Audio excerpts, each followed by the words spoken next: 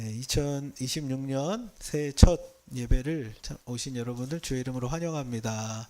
우리 좌우 앞뒤 그렇게 한번 인사할까요? 네, 새해 복 많이 받으세요. 네, 네, 우리 송구영신 예배 때 인사하긴 했지만 하나님이 우리에게 주신 그 약속이 이루어지는 그 한 해가 되기를 원합니다. 저희가 작년 1월 5일 날 첫 예배를 드렸는데 딱 1년 가까이 된 것 같습니다. 작년 한 해 예수님의 이야기에 대한 부분들을 가지고 계속 말씀을 나누었습니다. 마가복음 이야기를 따라오면서 예수님이 어떤 분이시고 그분이 어떤 일을 행하셨는지 살펴보았습니다. 올해도 이제 계속 예수님의 이야기를 살펴보긴 하겠지만 오늘 첫 주일이고 해서 빌립보서 말씀을 통해서 올 한 해는 예수님의 이야기를 품은 공동체는 어떤 모습이어야 하는가, 특별히 예수 그리스도께서 계신 그 공동체의 모습들, 그것들을 같이 함께 발견해가고 또 그런 공동체로 되어가는 한 해가 되었으면 좋겠다, 이런 마음이 들었습니다. 우리 교회의 표 아닌 표인데요. 우리 교회의 방향성에 대해서 첫 번째는 우리가 주님의 공동체가 되는 것, 머리 대신 그리스도의 관계 가운데 그분의 뜻과 그분의 다스림을 받는 공동체, 우리가 1년 동안 그것들을 좀 기억하고 살아갔다면 올해는 그 공동체는 주님의 다스림을 받는 그 공동체는 사랑의 공동체라는 거죠. 서로가 함께 한 몸을 이루고 서로 연결되어 그리스도의 사랑 안에 거하는 그 공동체의 모습이 어떠한지 함께 오늘 말씀을 통해서 또 같이 좀 상가해 보는 시간들이 되었으면 좋겠습니다. 여러분, 시골에 가면 이렇게 장독대가 있죠. 여러분 혹시 집에 요즘은 장독대 있는 집이 별로 없지만 저희 처갓집만 가도 거기 마당에 장독대가 이렇게 있습니다. 그 굉장히 자부심을 가지고 그걸 관리하시거든요.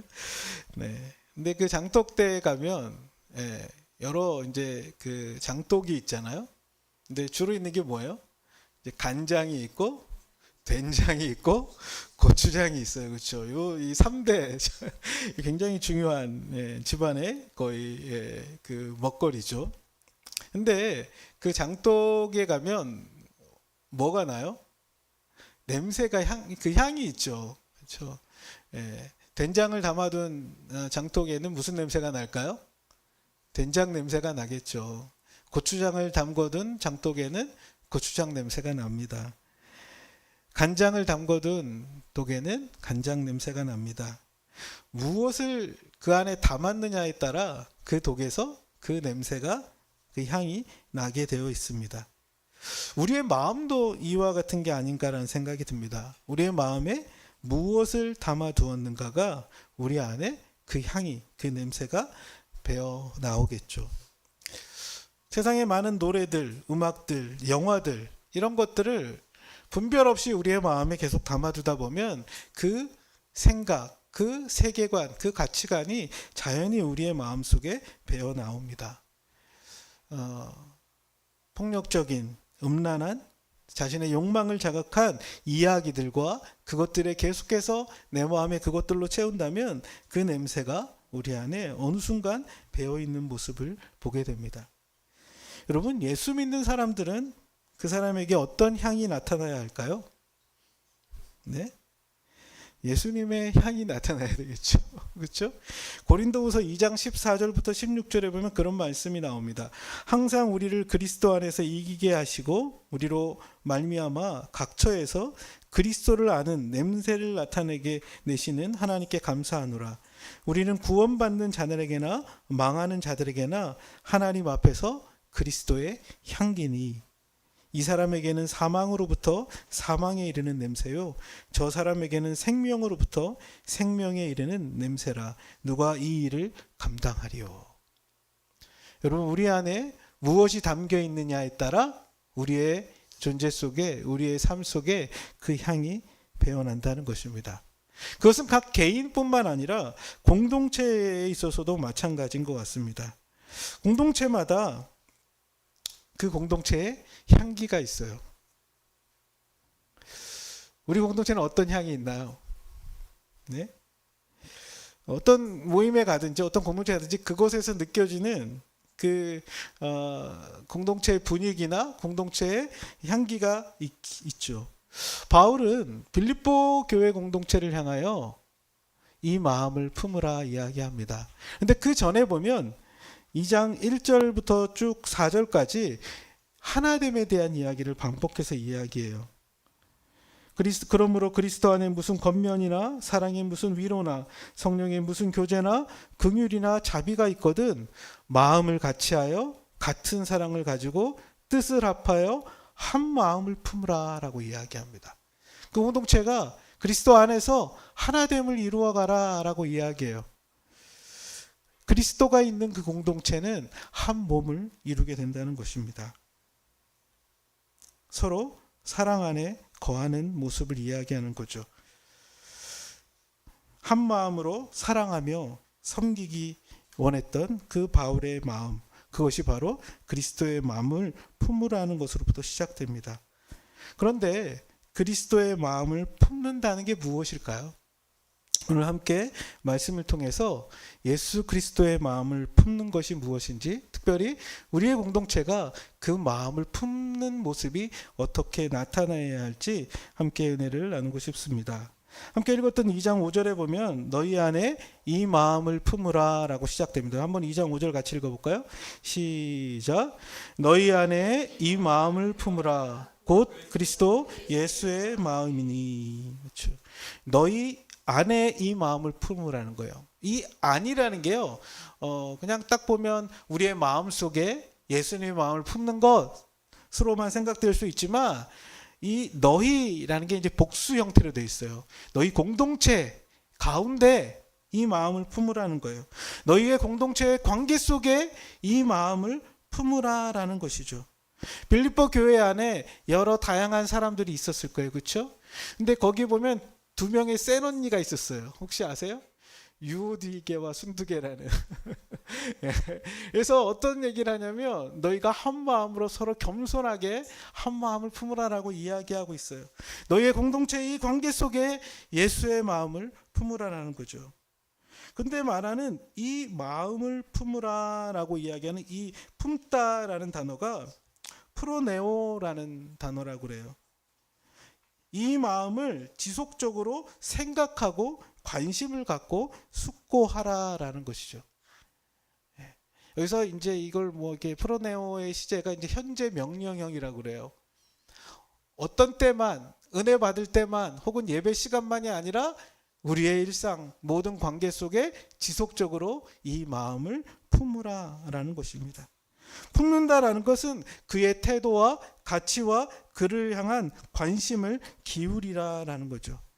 그런데 그의 마음이 누구의 마음입니까? 그리스도 예수의 마음이다라고 이야기합니다. 우리의 관계들 속에 예수님의 태도, 예수님의 가치관, 예수님의 모습을 깊이 생각하고 주의하라라는 것이죠. 여러분, 사람은요, 어떤 대상을 통해서 자신을 인식하게 됩니다. 자신의 모습을 스스로 볼 수가 없어요. 무엇인가 비추어서 자기를 이해하죠. 그래서 우리는 인식의 중거점이 있습니다. 각자마다 기준이 있다는 거예요. 어떤 사람은 돈이 기준이 되기도 하고요. 어떤 사람은 학벌이 기준이 되기도 합니다. 어떤 사람은 그 사람의 사회의 어떤 지위나 혹은 뭐 어떤 그 모습들이 그 사람의 중거점이 돼요. 그래서 사람을 볼 때 그 기준으로 바라보는 거죠. 그런데 오늘 바울은 성도들이 서로를 대하는 태도 속에, 서로를 바라보는 관심 속에 무엇이 기준이 되어야 된다는 거예요? 예수가 기준이 되어야 된다는 거예요. 예수의 태도, 예수의 가치관, 예수의 모습들이 그들의 기준이 되어 서로를 바라보라는 것입니다. 예수가 그들의 모델이 되어야 된다는 것이죠. 예수가 서로를 비추어주는 거울이 되어야 된다는 것입니다. 여러분, 우리는 어떤 기준으로 관계를 맺고 서로를 대하고 계십니까? 그 사람이 어떤 옷을 입고 왔나, 그 사람이 어떤 차를 타고 왔나, 그 사람이 어떤 직장에 다니나, 그 사람이 연봉이 얼마가 되나, 그 사람이 어떤 학교를 나왔나, 그게 아니라 우리의 관계 가운데 누가 기준이 되라고 이야기하는 거예요? 예수가 기준이 될 때 그들이 한 마음을 품을 수 있다라는 거예요. 여러분, 바퀴가 있잖아요. 바퀴. 이렇게 바퀴가 보면, 자전거 바퀴에 보면 이렇게 활이 있죠. 활. 근데 활이 다 이렇게 서로가 하나로 모이려면 어디를 향할 때 하나로 모일 수 있어요? 예? 밖으로가 아니라 중심에 있는 축을 향할 때 서로가 하나를 이룰 수 있어요. 교회 공동체는 하나됨을 이루는 것, 사랑 안에서 연합하는 것은 어떨 때 가능하다는 거예요? 그 중심이신 그리스도를 중심으로 서로를 바라보기 시작할 때, 그리스도를 중심으로 서로를 대하기 시작할 때 서로가 하나됨을 이룰 수 있다라고 말하고 있다는 것입니다. 올 한 해 우리 교회 공동체가 주님이 우리의 기준이 되기를 원합니다. 주님이 우리의 중심이 되기를 원합니다. 그럴 때 우리 공동체가 그리스도 안에서 한 몸을 이뤄갈 수 있다는 것입니다. 머리 대신 그리스도께 연합되어 있다는 것, 그것은 그분을 향하여 혹은 그분의 눈과 그분의 마음으로 서로를 대한다라는 것입니다. 오늘 빌립보 교회는 어떻게 보면 외적인 어려움도 있었고 내적인 문제도 있었어요. 외적인 어려움은 뭐예요? 교회를 박해하는 사람들이 있었어요. 그래서 신앙생활할 때 세상 속에서 너무 지치고 힘들었어요. 그런데 교회 안에 왔는데도 서로가 누가 높니, 누가 낮니, 누가 더 목소리가 크니, 누가 차별을 받니, 이런 일들이 비일비재했어요. 그래서 어떻게 하는 거예요? 바울이 너희가 한 마음을 품고 너희가 사랑 안에서 하나 되어질 것을 이야기하는데 그 원리가 뭐예요? 너희 안에 이 마음, 예수의 마음을 품으라. 예수의 마음을 깊이 생각해라. 예수의 마음, 그것을 통해서 서로를 바라보라 이야기하고 있는 것입니다. 그러면서 유명한 그 당시 많이 불려던 찬송시를 바울이 이야기해요. 뒤에 나오는 게 이게 거의 시 같죠. 그는 근본 하나님과 본체시나로부터 시작되어서 11절 아버지께 영광을 돌리게 하셨느니라. 6절부터 11절까지 나오는 이 시. 뭐 그래서 많은 사람들이 이게 이제 바울이 쓴 건지 아니면 당시에 있던 유명한 시를 바울이 이용해서 예배 때 부르던 시를 이용해서 빌립보서에 기록한 건지, 뭐 정확하게 우리가 알 수는 없어요.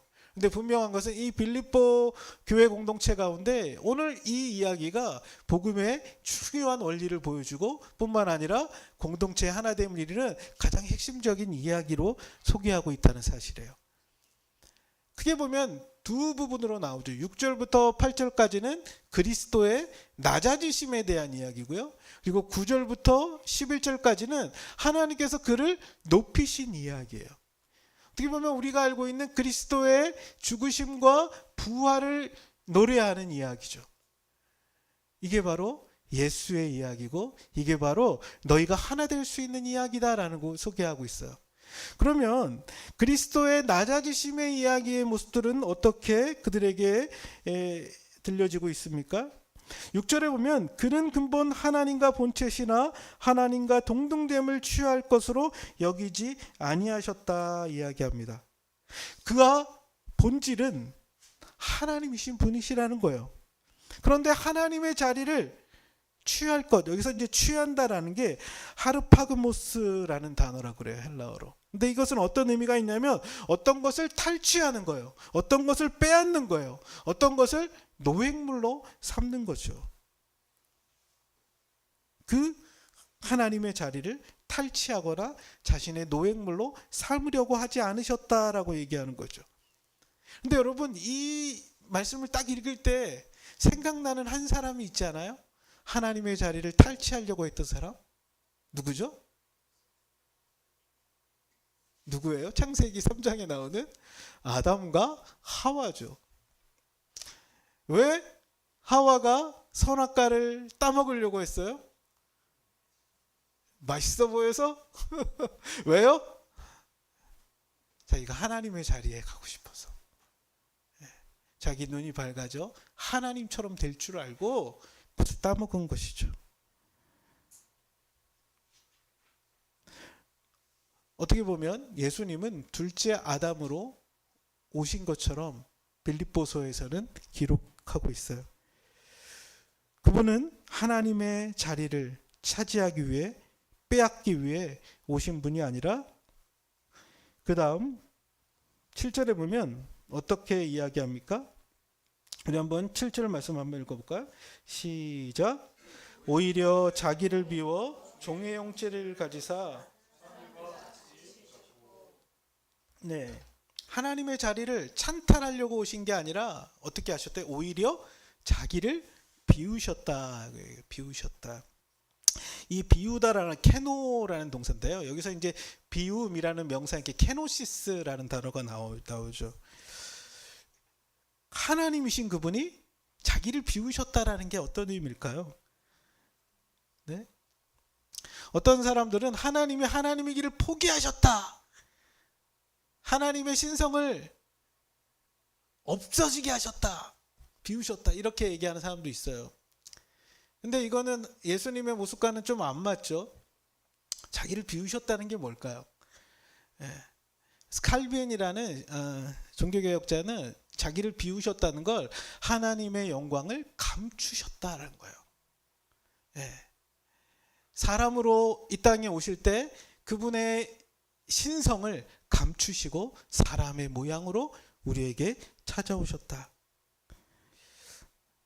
라고 얘기하죠. 칼바르트라는 신학자는 이 자기를 비우셨다는 걸 자리를 옮기셨다라는 거예요. 하늘에서 영광 가운데 계셨던 그분이 이 땅으로 오셔서 죄 아래 고통하는 사람들의 있는 그 자리로 내려오셨다라는 거죠. 자기를 비우셨다라는 건 오늘 본문에서 보면 그분이 누가 되셨다는 것으로 이야기하고 있어요? 사람이 되셨다라는 것을 볼 수 있죠. 우리가 함께 읽었던 7절 말씀, 자기를 비워 종의 형체를 가지사 사람들과 같이 되셨고 사람의 모양으로 나타나셨다. 종의 형체가 됐다는 게 뭐예요? 사람이 갖고 있는 어떤 실존적 상태죠. 죄와 사망 가운데 종노릇하고 있던 그 사람의 모습일 수도 있고요. 혹은 하나님이 원래 의도하셨던, 하나님을 섬겼던 그 인간의 그 실존의 모습을 이야기할 수도 있다고 생각되어져요. 그런데 종의 형체를 가지셨다라는 건 그분이 사람으로 우리에게 찾아오셨다라는 것이죠. 그분이 사람이 되셨다라고 이야기합니다. 사람의 모양으로 나타나셨다. 하나님이신 그분이 사람이 되신 것이죠. 이걸 뭐라고 그래요? 우리가 성육신이라고 그러죠. 인카네이션, 세상 가운데 찾아오셨다라고 이야기합니다. 왜 하나님이신 그분이 사람이 되셨을까요? 사람들이 하나님을 알도록 하기 위해서, 하나님의 마음을 알도록, 하나님의 뜻을 알도록, 하나님께서 누구이신지 그들이 알도록, 다른 말로 말하면 하나님이 사람과 관계 맺기 위해 오셨다라는 것이죠. 여러분, 요즘 이제 관계 맺는 것, 소통하는 것이 되게 중요하잖아요. 근데 소통할 때 중요한 게 뭐예요? 그 사람을 이해해야 소통이 돼요. 소통 잘 안 되는 사람 보면 잘 이해를 못하는 사람들이 소통이 안 돼요. 근데 이해한다는 게 뭐예요? 이게 영어로 이게 understand 한다고 그러잖아요. 그 사람 아래에 서보는 거예요. 그 사람의 자리에 가볼 때 그 사람이 이해가 되는 것이죠. 여러분, 제가 이해가 되세요? 안 될 때도 많으시죠? 제 자리에 한번 서보시면 제가 왜 이러나 이해가 되실 거예요. 그래서 그 상대방의 자리에 한번 서보면 소통이 되기 시작해요. 그래서 어떤 사람은 이 소통하려면 제일 중요한 게 뭐예요? 그 사람의 자리에 가보기 위해서는 그 사람이 하는 말을 잘 들어야 돼요. 듣는데 크게 5가지 단계가 있다고 그래요. 가장 낮은 단계는 뭐냐면 무시하며 듣는 거예요. ignoring 하는 거죠. 상대방의 말에 전혀 주의를 기울이지 않고 무시하는 단계입니다. 가장 낮은 수준의 등기죠.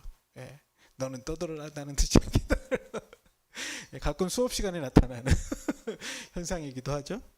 두 번째 단계가 듣는 척하기라는 거예요. 프리텐딩 하는 거죠. 겉으로만 듣는 것처럼 보이지만 실제로는 다른 생각에 빠져 있는 거예요.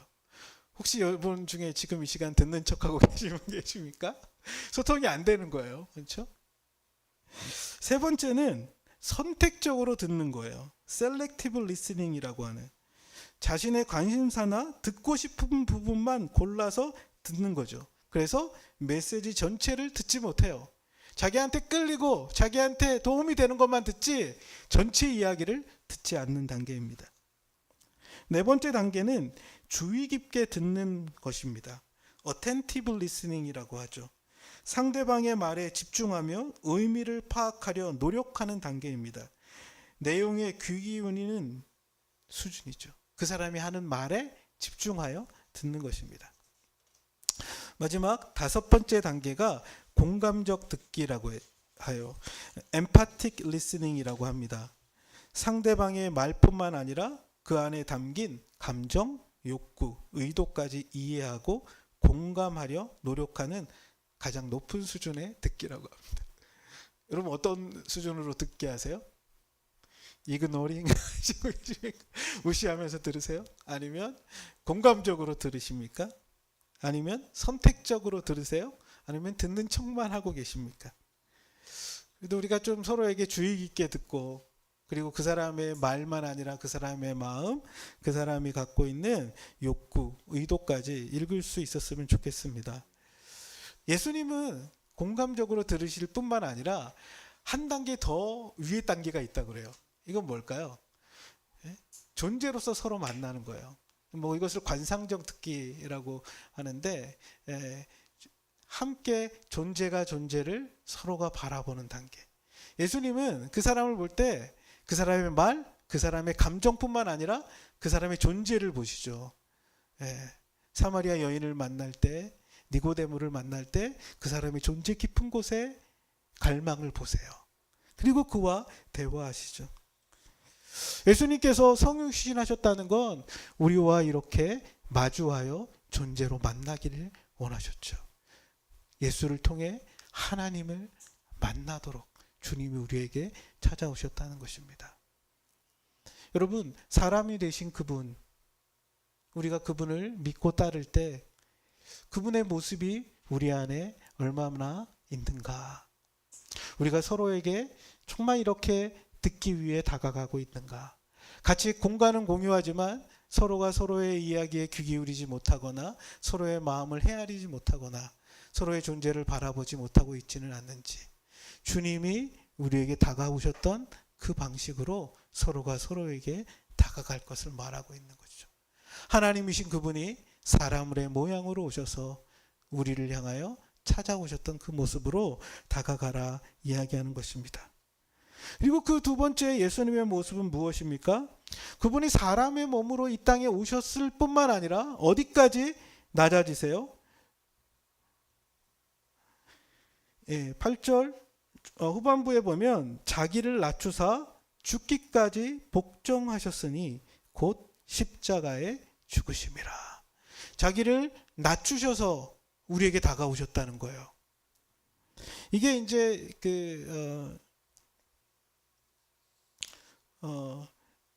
에타페이노센이라는 단어라고 하는데, 겸손한 종된 모습 혹은 그 사람을 향하여 낮추어 다가가는 모습이라고 이야기합니다.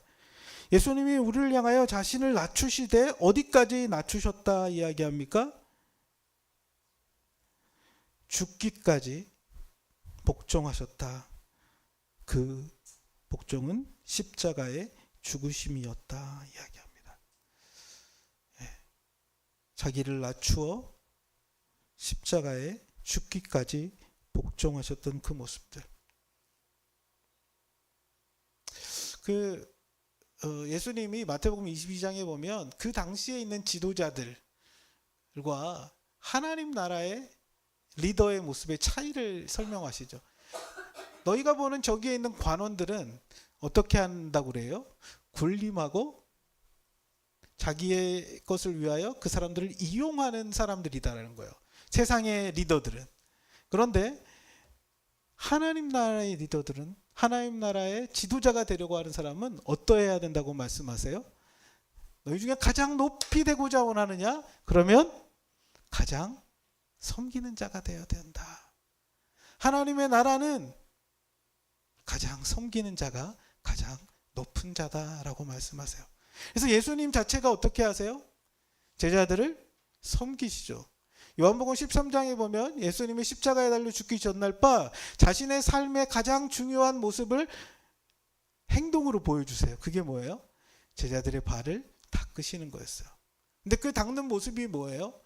옷을 벗고 허리에 수건을 두르고 물을 떠서 제자들의 발을 씻어주시는 모습으로 나타나죠. 이게 어떤 사람의 모습이에요? 당시 종들의 모습이에요. 종들 중에서도 가장 비천하고 낮은 종들이 하는 일이 발을 닦는 일이었다고 하죠. 예수님이 그 제자들을 향하여 그렇게 다가가세요. 그리고 그 모습은 무엇을 예표한 거예요? 그 다음날 있을 십자가를 보여주시는 사건이었어요. 그들의 죄를 지기 위하여 십자가를 지시는 그 모습이 그들의 발을 닦는 모습으로 나타났다는 거죠. 죄 아래 고통하는 모든 사람들의 문제들을 그분이 섬기셨던 방식은 십자가를 지시는 거였죠. 그런데 그분이 사랑 가운데 신실하게 그렇게 할 수 있었던 것이 오늘 본문은 무엇이라고 얘기해요? 하나님에 대한 복종이셨다는 거예요. 복종이라는 게 우리나라 말은 약간 막 억지로 하기 싫은데 끌려가지고 하는 게 복종 같아 보이지만, 여기서 복종이라는 말의 의미는 자원하여 그 자리로 나아가 순종하는 거죠. 순복하는 것이죠.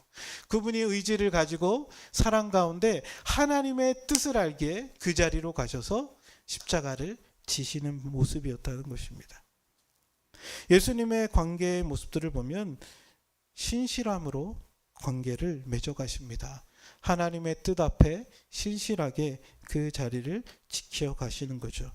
그래서 로마서 5장 8절에 보면 우리가 아직 죄인 되었을 때에 그리스도께서 우리를 위하여 죽으심으로 하나님께서 우리에 대한 자기의 사랑을 확증하셨다라고 말씀합니다.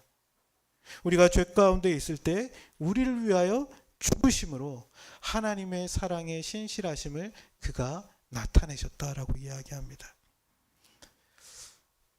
참 우리가 맺는 관계들은 많은 경우 신실하게 맺기보단 이해관계에 따라 맺을 때가 많아요. 그렇죠?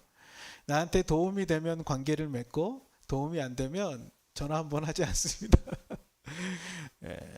근데 예수님의 관계의 모습은 뭐예요? 사람으로 찾아오셨을 뿐만 아니라 그 사람을 섬기시며 십자가에 죽기까지 복종하셨다. 하나님 앞에 신실하게 관계를 맺어가셨다 이야기합니다.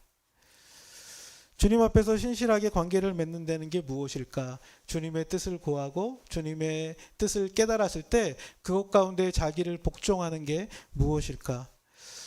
우리의 공동체 속에서 혹은 여러분들이 속한 가정에서 혹은 여러분들의 직장 속에서 여러분들이 그리스도께서 맺는 관계를 맺는다는 게 무엇일까요? 하기 싫은데 억지로 섬기는 척하는 게 아니라 주님의 마음을 품고 주님의 모습으로 신실함으로 나아가는 것이죠. 세상이 볼 때는 어리석고 세상 사람들이 볼 때는 참 이해가 되지 않는 것 같아 보이지만 주님의 마음을 품은 사람들에게 나타나는 관계의 태도는 신실함이었다는 것입니다. 하나님께 신실하고 사람들과의 관계에서 신실하게 충성하는 것이었죠. 유진 피터슨이라는 신학자가 있습니다. 이 사람이 한길 가는 순례자라는 책을 썼는데요. 시편에 있는 시편 121편부터 134편까지 성전에 올라가는 노래를 가지고 책을 쓴 거예요. 근데 거기서 하는 이야기가 뭐냐면 성도들의 모습은 한 방향에 지속적인 순종이 있는 사람들이 누구라는 거예요? 순례자들이고 성도라는 거예요. 한 방향은 뭐예요? 성전을 향하여. 한번 생각해 보세요. 뜨거운 태양 아래서 때로는 지치고 힘들지만 그 하나님께로 나아갔던 그 순례자들의 모습들, 그 한 방향의 긴 순종, one direction long obedience라고 얘기하는 한 방향의 지속적인 순종을 하는 사람, 그 사람들이 하나님을 향한 순례자들이요 예수 그리스도의 제자들이라는 것입니다. 오늘 주께서 그렇게 서로를 대하시고 그렇게 관계를 맺으셨다 이야기하는 것이죠. 그러면 질문이 생기죠. 그럼 뭐가 남는데요? 그럼 뭐가 좋습니까? 이게 비웃음만 사지? 이렇게 바보냐 너? 그런 얘기 듣지? 예. 예수님은 십자가에 죽으셨죠? 예. 사람들이 막 비웃어요.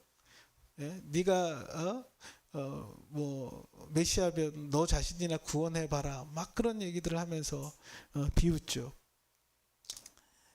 그런데 그게 끝이 아니죠. 어떤 일이 벌어져요? 십자가에 달려 죽으시고 사흘 만에 장사된 바 되었다가 다시 살아나십니다. 주님의 마음을 품고 주님의 뜻 가운데 순종하고 살아가는 사람들을 하나님이 모른 척하지 않으신다라는 거예요. 오늘 본문 이후에 보면 9절부터 11절까지 어떤 이야기가 나옵니까? 하나님이 하신 일에 대해서 나와요. 우리 한번 9절 말씀 읽어볼까요? 시작. 이러므로 하나님이 그를 지극히 높여 모든 이름 위에 뛰어난 이름을 주사. 아멘. 하나님이 어떻게 하셨어요? 하나님이 그를 지극히 높여 가장 높이셨다는 거예요. 예, 이게 높임의 최고급, 그렇죠? 가장 높이셨는데 어떻게 높이셨어요? 모든 이름 위에 뛰어난 이름을 주셨다는 거예요, 여러분. 모든 이름에 뛰어난 이름이 뭡니까? 가장 뛰어난 이름, 주님이 되신 거죠. 여러분, 이 당시 로마 사회의 가장 뛰어난 이름은 누구였어요? 황제의 이름이었어요. 황제를 사람들이 무엇이라고 불렀나요?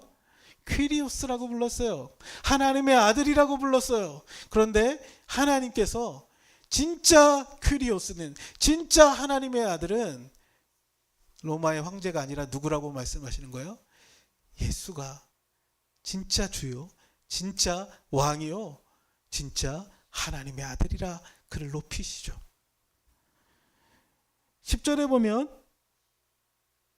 또 하나님께서 어떤 일을 행하십니까? 10절 한번 읽어볼까요? 시작.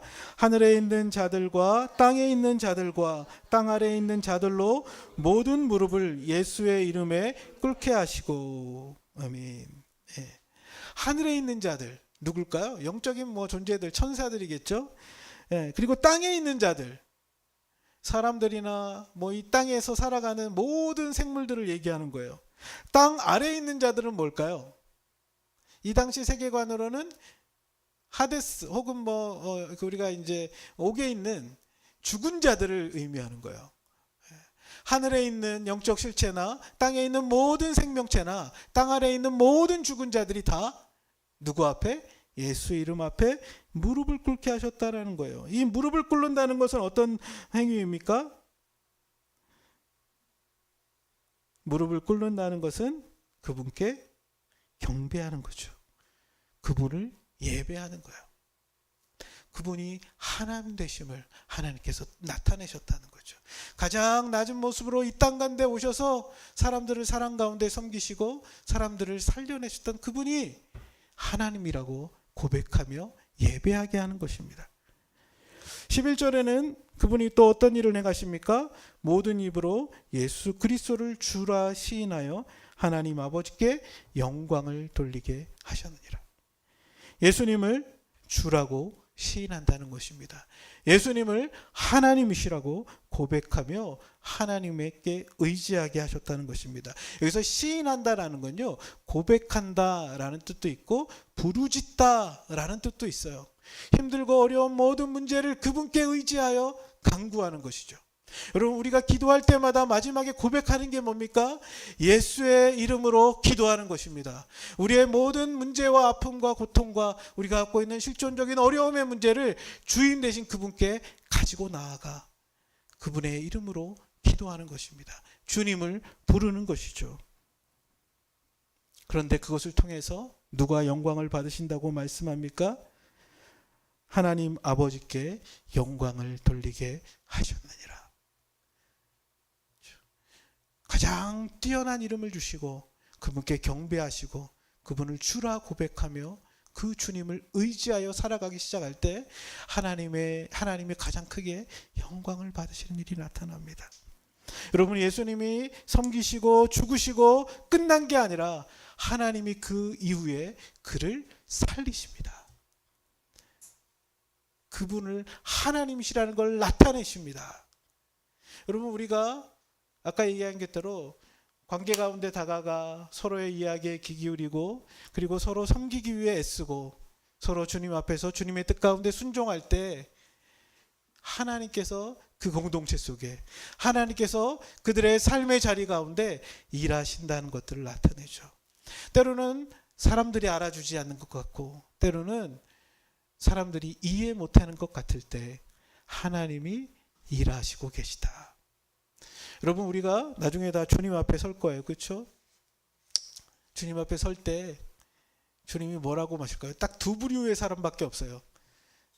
예? 어떤 부류예요? 한 부류는 착하고 충성된 종아, 내가 작은 일에 충성하였음에 내가 큰 것을 내게 맡기겠다라고 말씀하시는 부류가 있어요. 다른 한쪽의 부류는 어떤 부류예요? 악하고 게으른 종아, 내가 작은 일에 불의하였음에 내가 하나님의 심판 가운데 있다라고 말씀하시죠. 여러분, 우리에게 맡겨진 관계는 때로는 작은 일에 충성하는 것일 수 있다고 생각되어져요. 내가 만나는 사람들, 또 교회에서 하는 섬김, 이 모든 모습들 가운데 주님의 모습처럼 다가가고 주님의 마음으로 섬기고 순종하기 시작하는 것, 그것이 바로 주님 앞에서 한 마음으로 하나된 공동체를 이루어가는 비밀이라는 것입니다. 공동체의 중심에는 예수 그리스도가 있을 때 이 일이 나타납니다. 공동체 가운데는 주님이 하셨던 방식으로 서로를 대하는 것입니다. 그리고 서로를 향하여 신실한 관계들을 맺어가는 것입니다. 그럴 때 우리 예담교회가 주님의 마음을 품은 공동체 되지 않을까요? 이곳에 오는 사람들이 주님을 발견하지 않을까요? 이곳에서 함께 교제하는 사람들이 정말 하나님의 나라를 맛볼 수 있지 않을까요? 말씀을 맺겠습니다. 올 1년 참 우리가 사랑의 공동체를 이뤄가기를 원합니다. 내가 사랑해야지 해도 잘 안 돼요. 근데 저도 마찬가지예요. 결심해도 잘 안 바뀌더라고요. 근데 어떻게 하라고요? 너희 안에 이 마음을 품으라. 지속적으로 계속 주님을 바라보며 주님께 배우고 주님을 닮아가는 저와 여러분 되기를 원합니다. 그래서 예수님이 성육신 하시고 하나님의 뜻에 순종하셨던 것처럼 우리가 서로에게 인격적으로 다가가고 하나님 뜻에 신실하게 순종해가는 저와 여러분 되기를 원합니다. 그래서 정말 하나님께서 이 공동체 가운데 어떤 일을 행하시는지 그를 가장 지극히 높은 이름을 주시고 모든 이름이 그분께 꿇어 예배하고 그리고 그분을 주라 시인하여 하나님께 영광을 돌리게 하셨던 그분이 우리의 공동체 속에 하나님의 일을 행하실 줄 믿습니다. 오늘 2026년이 우리 안에 그런 우리와 안에 그리스도의 마음을 품어가는 한 해 되기를 주의 이름으로 축복합니다. 함께 같이 기도하겠습니다.